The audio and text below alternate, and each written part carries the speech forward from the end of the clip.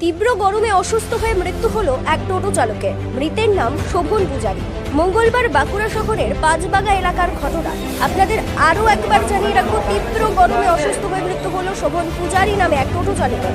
বাঁকুড়া শহরের পাঁচবাগা এলাকার ঘটনা।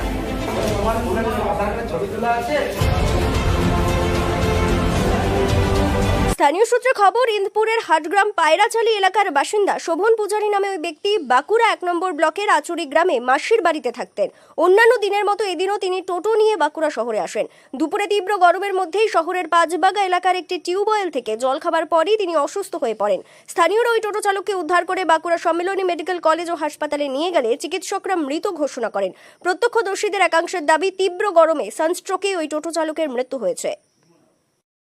ঘটনা বলতে দেখুন, কিছুটা আমরা মোড়টাতে ছিলাম, পাঁচবাগা মোড়টা, আর কিছুটা দূরে হয়েছে টোটোতে মাথাটা এরকম ঠেকিয়ে পড়ে আছে।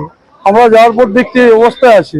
সঙ্গে সঙ্গে পাশে স্বাস্থ্যকেন্দ্র ছিল, ডাক্তারকে ডাকলাম, দেখার পরে বলছে পালস আছে, নিয়ে যান। আমরা আবার ওনার টোটোটাই করে হসপিটালে নিয়ে আনলাম। তারপরে এসে এখানে ডাক্তারবাবু হসপিটালে বলছে এক্সপায়ার করে গেছে, এইটুকু। ও বলছে সানস্ট্রোক হয়ে গেছে এখানে ডাক্তার। হ্যাঁ, অত্যাধিক গরমের কারণে সানস্ট্রোক হয়ে গেছে।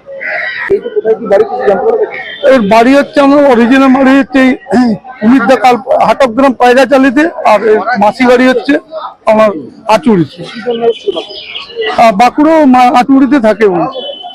এ বিষয়ে বাঁকুড়া সম্মিলনী মেডিকেল কলেজ ও হাসপাতালের সুপার ডাক্তার সপ্তর্ষি চট্টোপাধ্যায় বলেন, করেছে তো আমরা ইমিডিয়েটলি ব্রড ডেড পেশেন্টের পোস্টমর্টম করছি।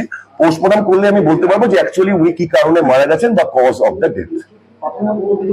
প্রাথমিকভাবে দেখে এখনো কিছু বোঝা যায়নি, কিন্তু আমাদের কাছে পেশেন্ট অ্যাকচুয়ালি ব্রড ডেড অবস্থায় এসেছিল আমাদের কাছে।